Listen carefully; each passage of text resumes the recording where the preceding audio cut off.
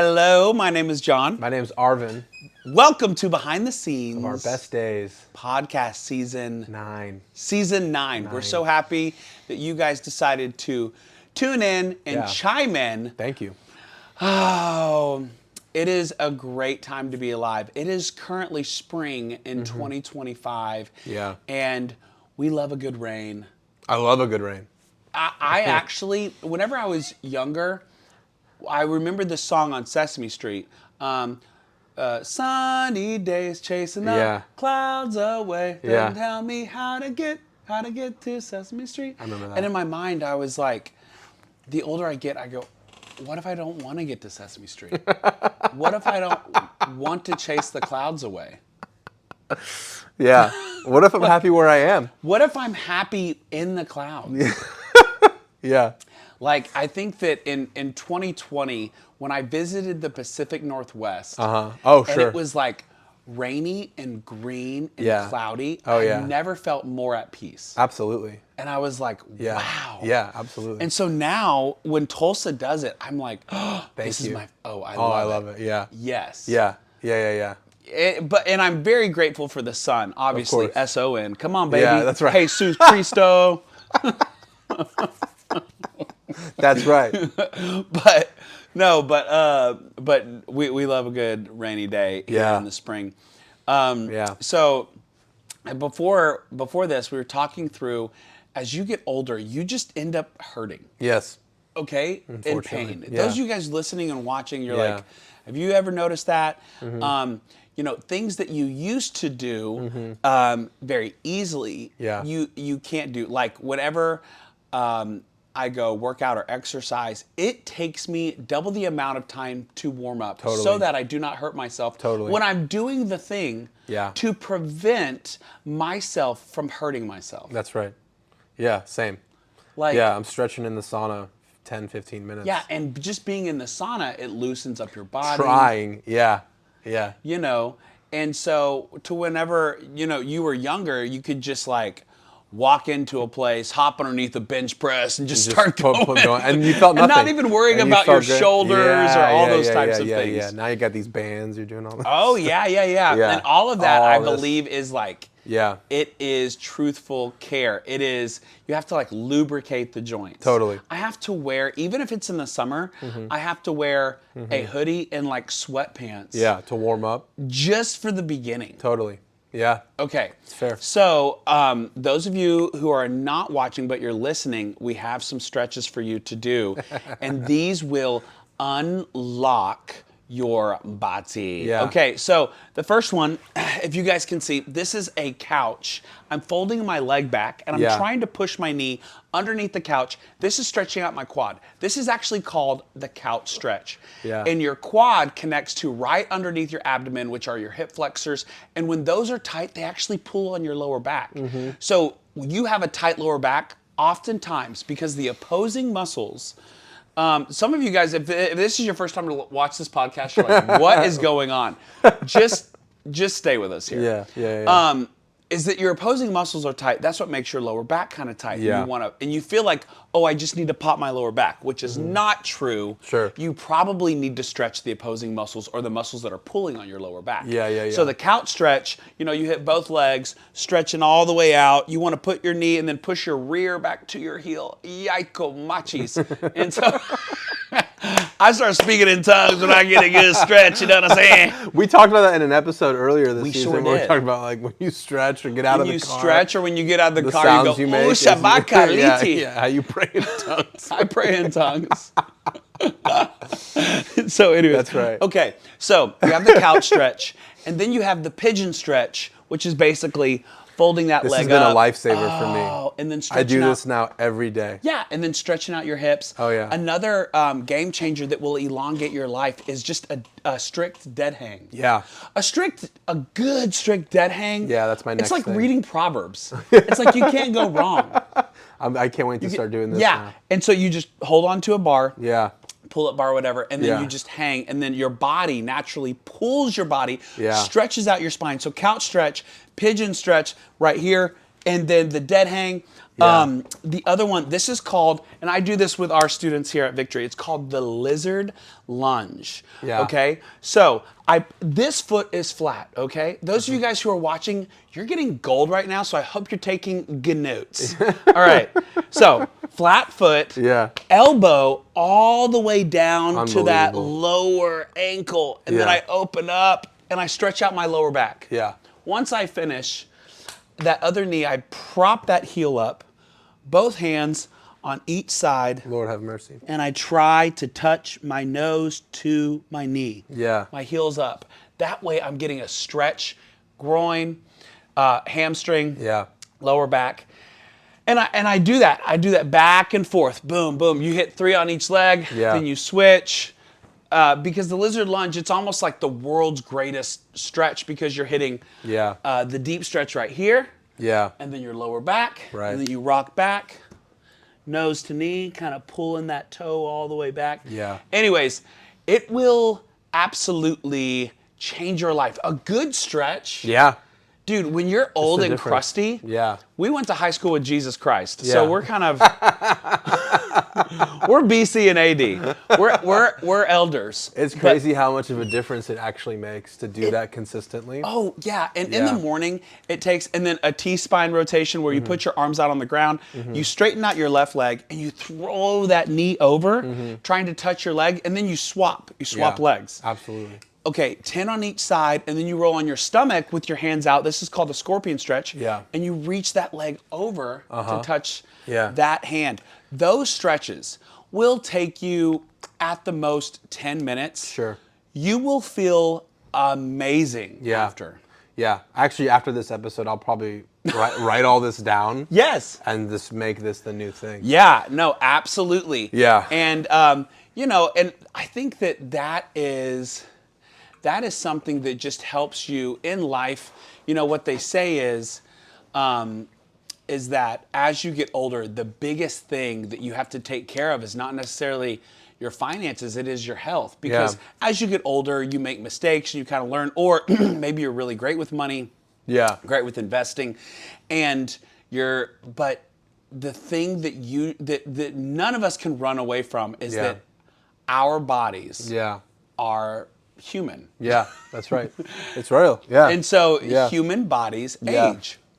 Yeah. I just want to be that parent, grandparent who's present and dexterous and able to move around and run. And like, as I'm in my 30s now, I'm like, this is extremely important and it's not automatic. Oh, yeah. That's the difference between when I was like 18 or 22 even. It was just automatic. It was just there. My body would respond in the gym, et cetera, et cetera. And now it's like, dude, you got the warm-up lasts as long as the workout, and then the cool-down is as long as the workout. You're spending 3 times as much time doing something. I can't just like stand up and start running. Right. I have to do all this other stuff now. So, because, and I think that's the thing, and I know this is going to be a corny segue, but I am segueing this into ministry. This whole podcast. I wondered if we were going to go there. For sure. If stretching was a metaphor for. No, stretching, priming, and so. Yeah, it's real. Because I think that this is for people who they work in the ministry. This podcast is about the behind the scenes of Victory. But if you're working at a ministry, you know, we're bringing on. So at the end of a school year. At schools, they have a year-long contract. And so that way, at the end of the year, if it doesn't work out for either side, people are able to leave the contract and no one gets fired. They can just choose to, no one gets fired or no one has to leave on bad terms. They go, hey, I'm just not going to renew my contract. And it's like a good type of a thing. It's a, you know, it's actually a very cool way how the school does that. And so, but in this process, in the spring, you're now interviewing new people. Also on the ministry side, Victory College is getting ready to graduate. VCS is getting ready to graduate. So what we see is at the end of spring, usually there's a turnover of staff people who were here on staff for the school year. And then people who are coming, but they're just here for the summer. And so anyways, but in that turnover, you have these people who come in and they are gung-ho. Like, let's do it. It's like those who, we have a camp in Manford, Oklahoma, Camp Victory.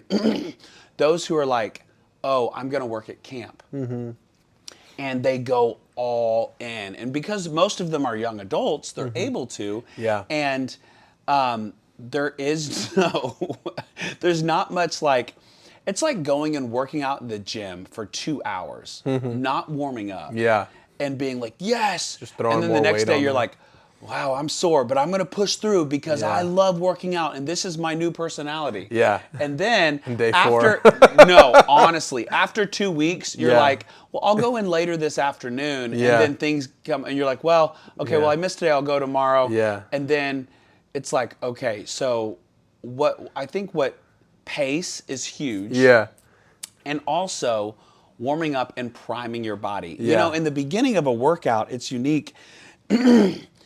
Any type of, because I coach, you know, student athletes, and I don't know about personal trainers, like training someone who is just wanting to be healthy and be strong is a little different than training like an athlete who's going to be running, jumping, slamming, carrying heavy things, all those types of things, colliding with another human if it's a contact sport like rugby or football or even soccer. So the training is different, but the warm-up is similar, and it's actually called priming your body. So what they do is that warming your body up, it is getting you ready for the movements you're going to do. Yeah. So if you're squatting on that day, you can't just do push-ups to warm up. You have to warm up with body weight squats before hopping underneath the bar. Yeah. Right? Interesting, Yeah, and then you don't want to do static stretches. Static stretches is where you just hold the stretch. Sure. That's actually for after you exercise. Yeah. So you want to do the movements, like I said, the couch stretch, kind of going back and forth. If you're going to touch your toes, it's good to go up and down, stretching out your hamstrings as opposed to just holding it. All of that stuff is priming your body before an exercise. I believe the same thing goes into before you get into a position. Yeah. Before you, it's like what mothers do before they give birth to their child. Yeah. They prime the home. Yeah. They prime the bedroom. Right. Right? Yeah. It's called nesting. Yeah. It's a similar mental copy and paste approach whenever you're in ministry. Right. Priming. It's, but before just jumping into ministry, or else you can pull a muscle, spiritually speaking. Yeah. Or even, people say, man, I'm just kind of burned out, or this wasn't what I thought it was going to be. Right. I was like, well, yeah, you went all in and there wasn't priming and there wasn't a pace. And then at the end, there wasn't any like stretching and recollecting and processing. Processing is something like, okay, what went well? Yeah. And I need to keep doing that. What didn't go well? Yeah. And I should probably change that. Yeah. So it's, it's like the priming, and then you have the pace, and then you have the processing. Yeah. The three things that whenever you're doing something like for us, we finish the Easter production. Right. Before the Easter production, it's in April, people in like January and February were like, oof, I'm sure you guys are really, like a month out, they're like, I'm sure you guys are really stressed. And it's a lot of work. And I was like, it is a lot of work. But we started 7 months ago. Yeah. We were talking about Easter 25 in May of 24. Yeah. Yeah. And some people are like, whoa, that's a little early. Is that too extreme? There's a thing called priming. Yeah, exactly. And then what we have realized is whenever we were putting on these productions years ago, before 2019, before Arvin was here, I would go all in the production week, from rehearsals to, to tech run-throughs, even with conferences and lobby setup. Everything was such a 2 to 3 week condensed like marathon sprint that you were burned out. And it was like, okay, but then after processing, it was like, okay, let's elongate our pace. Yeah. And let's do a little each week leading up to it. Right. You know, we're priming by talking through things and then an outline, kind of like starting with the script and then from the script to the music and then from the music to, okay, now from the set. And then, anyways, so there is like a structure to it. Totally. Yeah. Okay? Yeah. And then the end is once you are completed with a project, a Mother's Day weekend, a Father's Day weekend, or a men's event, or, you know, it could be, you know, like a spring festival that you guys do, or maybe you're coming up on something, is then processing. Okay, what went well? We should repeat. Because sometimes people only talk about what didn't go good. Sure. And so, because most of us, if you are listening and watching, and you're over a department, or maybe you're over an event, it could even be throwing a kid's birthday party. Yeah, of course. At the end of the birthday party, the first thing a human mind does is look for the bad. Sure. It's just we can't help it. That's just how we're wired. I don't know if it's the fall of man or what. For me, it is. At least it's kind of like oh. Could have done this, could have done that. And so I'm making all these notes of the things that didn't go well to where it's like, okay, we have to fix this. Yeah. And then we move on. Right. As opposed to, wait, what went well? What worked well? So like, you know, we're having someone come on staff within our youth ministry. And this individual, this is an example, okay? This individual is getting thrown into getting ready for youth camp that's happening this summer. Right. Okay. This is a very real thing. This person want a million ideas and has been a counselor in the past, but being a counselor and then leading a camp is so different. You can't put things back to back in Manford, Oklahoma weather, which is 105 degrees, not including the humidity, then it's like if you put things back to back, by 11 a.m., kids will be sauced and done. Not sauced as in drunk. But no, sure, but might as well be from the exhaustion. You know what I mean? Yeah. And so it's like, okay, so where are we scheduling in margin? Or so it's different than being a camp counselor because it's like, okay, how can we get the biggest bang for our buck out of this youth camp? Right. And so coming into it, it is like, okay, last summer, we should also talk through what we did well. Because if you don't know what you do well, if you don't know why something worked, you just got lucky. Then you just get lucky and you tend to like not repeat something that worked well. Right, yeah. You know, and so I'm also a firm believer in finding out, okay, why did that work well? Yeah. And then once you know, then you can make a decision on should we do it again or should we not? Yeah. I think of, I was talking to a gentleman, I'm not into cars very much, but this person was, and they were telling me, I was asking them, like, he's a guy who buys and sells a lot of cars, and I was like, what are you looking for? And he's like, well, the best case scenario is this brand. And I was like, well, why is that? And he said that most companies are creating a new engine for each vehicle. And this particular company, it was Toyota he was talking about, he said, they figured out how to make one engine, and then every year they focused on improving that exact engine. As opposed to just keep on... A different engine for each car, and what kind of engine does this one need? So he said that this particular brand would just work over and over and over to make this engine way more efficient, and then they would just make little adjustments for each individual vehicle it needs to go into. And that's why they last forever. And that's why they're so really affordable, and yet they last a long time. If you take care of them, they can go for a very long time.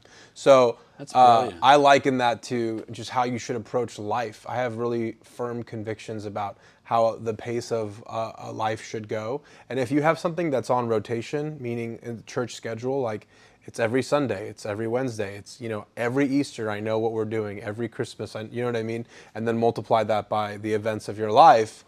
We talked about winging it last episode, but to wing that stuff constantly means that what should be, maybe you have enough fuel in the tank, God-given fuel for, 30, 40 years.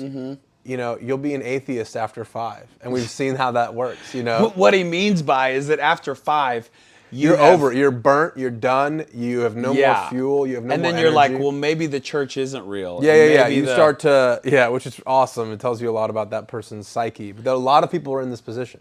So to bring it back to ministry stuff, it's like God has given us a mind, and so we need to like find a rhythm that makes sense.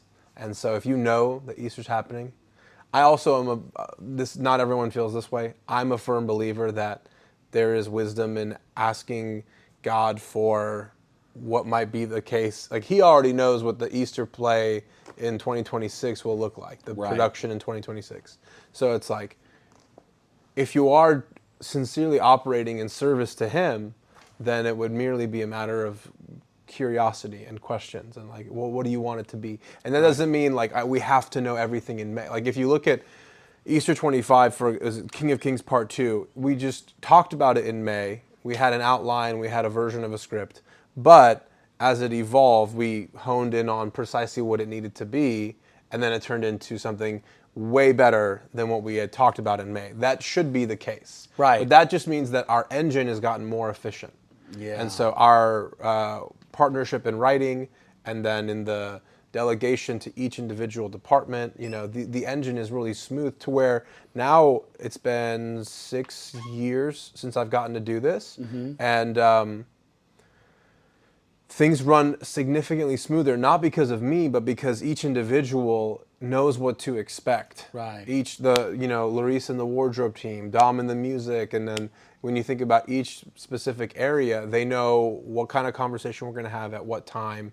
And so now you have, the engine is not us, it's the whole team operating the way that it does efficiently. They know when they get what they need and when to ask questions and when not to, all that stuff. Yeah. And it's like, that's the value of a really good team. That's the engine that I have in mind, So. No, that's great. I think that, and with those of you who are listening and watching, all of you have an engine. Mm-hmm. So the question is, are you continuing to just create new engines? Mm-hmm. Or are you honing in the engine that you have to just make it better? Yeah. I think that's a great thing. And what would be, sorry, I am like trying to connect the dots for the people who are listening and watching. Yeah. So what would you say for people, those who are listening and watching, what would be the equivalent of creating an engine over and over again in the world of ministry as opposed to just honing in? Yeah, I think it's just like you look at the calendar, you look at your life, and you don't go by impulse, because especially if you're doing this regularly, you're going to hit adrenal fatigue eventually. And it's like, there are times where it's like, man, that one time we felt this thing and we did it and it worked really, really great.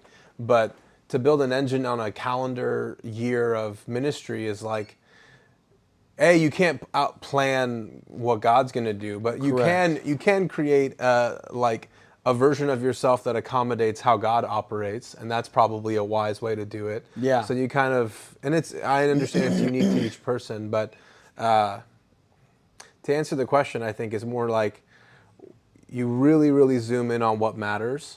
Yes. And some of this stuff, it's interesting, like when you do the stretching, it takes 10 minutes, like you said. Yes. But in the ministry context, that stretching might be 5 years. It might be 15 years. You never know, you know. And the more rigorous the physical activity will be, the more important the stretching is. So I think the severity of your calling should determine how much stretching God does with you. The severity of your calling should determine how severe the stretching is, how rigorous the stretching is beforehand. So I love that metaphor because God will use seasons, events, situations.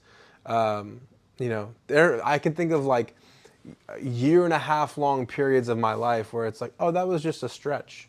We were just stretching. Like the point was, yes, stuff was happening good in that season, career-wise or professionally or developing leaders or other people, but that time period was to stretch, to make me aware of certain, one example I can think of is there was a short period of time where we were between production directors at Victory. So I stepped in to do the AV production. And the funny thing was, like, I don't know anything about AV, but I knew those men, I knew those people, and it was a stretch.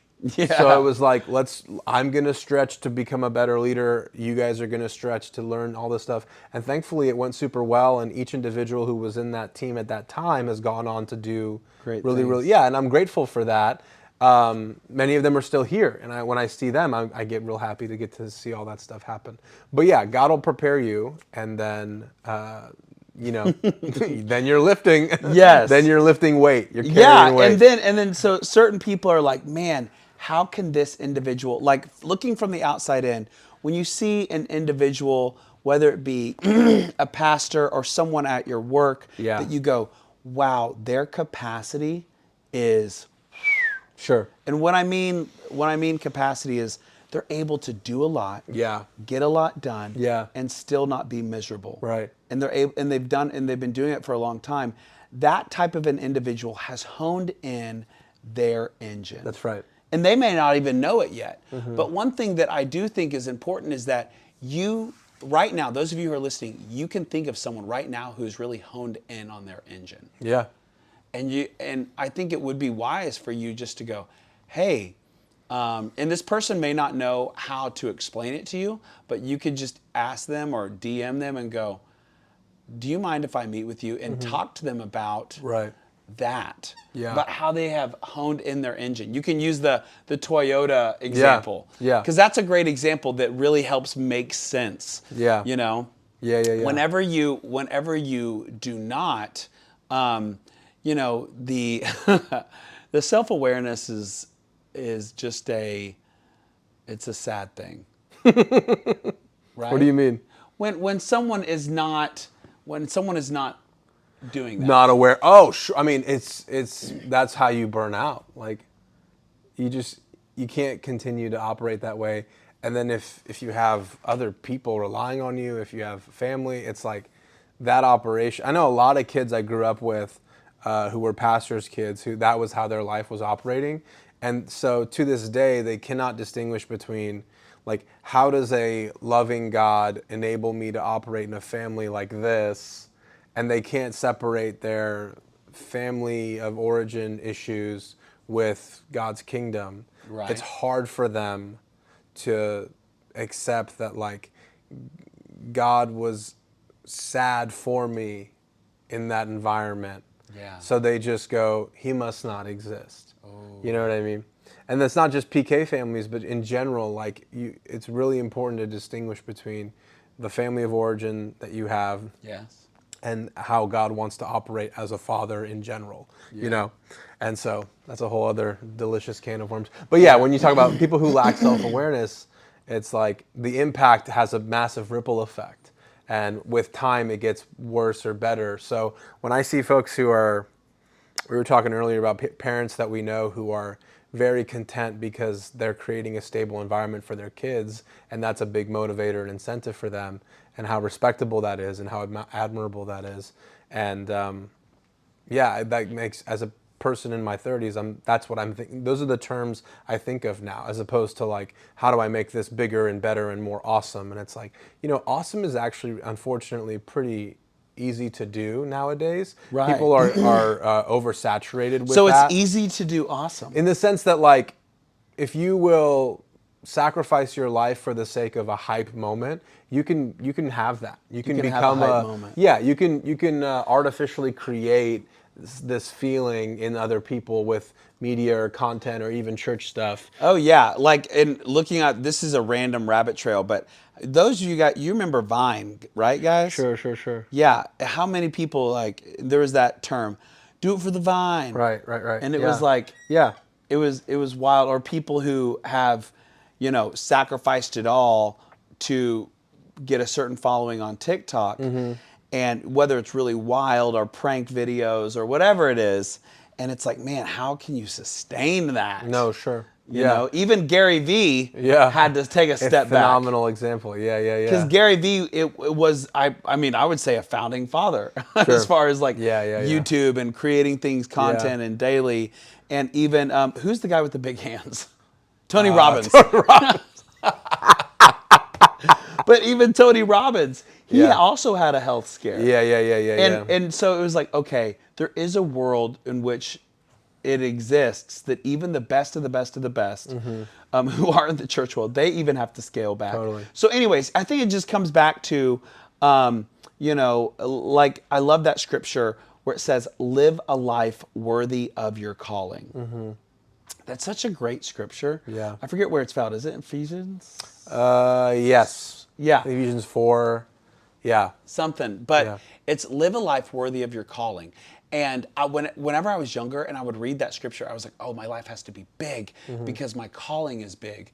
But I was like, no, worthy of your calling means live a life of surrender and stewardship. Yeah. Stewardship is whatever you're doing, steward it.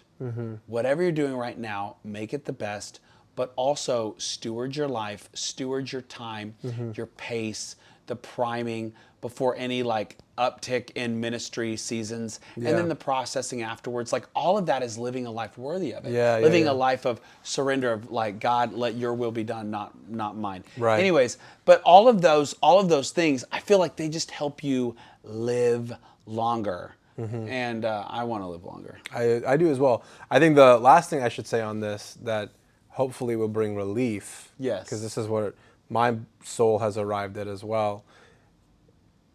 God has a plan for all of that part.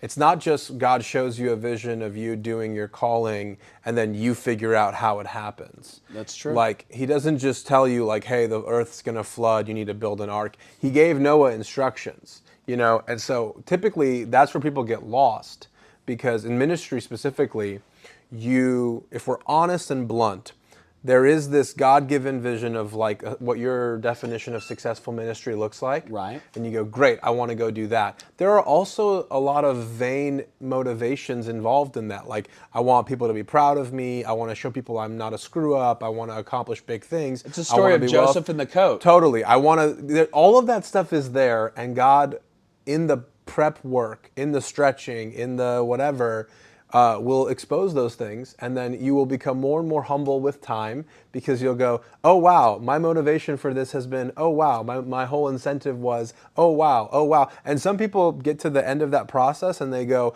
oh, I don't want to be a preacher.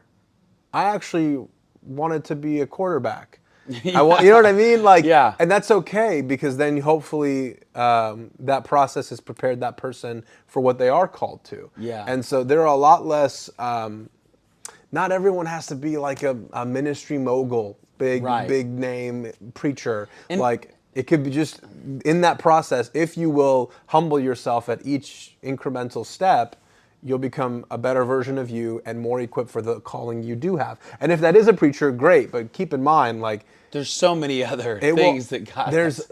Preaching is 5% of the calling, even if you're a full-time minister. 100%. There is 95% all this other stuff, and your motivations become different. You become motivated by, like, it's not about this group of thousands of people.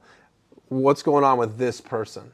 Yes. And if you can't adopt that perspective long term, you probably shouldn't be in ministry, you know? Man. If Bevere says it really well, where it's like, if you don't love people, you probably shouldn't be doing this. If you don't love people, you shouldn't be doing this. That should convict way more people than those who are willing to admit it. Yeah. Like, I would even throw myself in there, where it's like, do I really, really, really care about these people? And thankfully, as we've done these shows more and more often, I find myself increasingly interested in the cast members who are in the ensemble townsperson crowd, because it's like, they're our ministry too. Like, they're doing the ministry in the shows, and the thousands of people that watch it, they're going to see them, that's fine. But like, people see them as one big show. I see them as each individual. You know what I mean? Absolutely. And it's like, I should take that as more seriously than I do making sure that the shows are awesome. And the shows, ironically, as you pay more attention to the people, the shows organically become that much better, and the writing becomes better, and God trusts us with better stories each time. And it's like, oh, I like this pattern way more because it's more inclusive. It draws a bigger circle around a bigger group of people. I think that's a great story of how he likened it to Joseph. Yeah. Like he had a dream. Yeah. And he made the mistake of being like, guess what, what? brothers? Y'all are gonna bow down to me. Yeah. And that is true. Sure. It's just that he then went from the pit to the palace to the prison, and then to the throne where it happened. Yeah. So it's like, if God would have said, hey, you're going to get thrown in a pit, hey, you're going to get wrongfully accused, and then you're going to get thrown into prison. Yeah. Like, I'm wondering if he would have been like, it's okay. Yeah, pass. Pass. Hard pass. Yeah. But some of us were in a pit or a prison or a palace, and we're questioning, okay, when is this going to come true? Sure. But in what Arvin was saying is there's so many things that have to happen beforehand, but there is glimpses. And I love it when God communicates through glimpses. Yeah. I was thinking about my sister-in-law, my kid's aunt. She went to school, and then after school, she was like, okay, I'm going to go to law school because I really feel like I'm supposed to help people enforce the law. Now, she's fluent in Spanish. Wow. She's mixed, half black, half Native American. Wow. So, I mean, she's got like this really great, outlook on the world. She grew up in a public school, and then she ended up graduating from Victory Christian School. Sure. So she's experienced a lot. And while she was there,